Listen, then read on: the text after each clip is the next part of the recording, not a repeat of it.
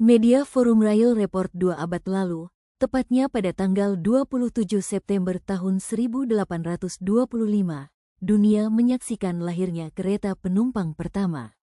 Ratusan orang di Inggris berdesakan di gerbong Stockton and Darlington Railway yang ditarik lokomotif uap sejauh 40 km menuju kota Stockton. Perjalanan singkat ini bukan hanya sekadar transportasi, tapi tonggak lahirnya perkereta apian modern.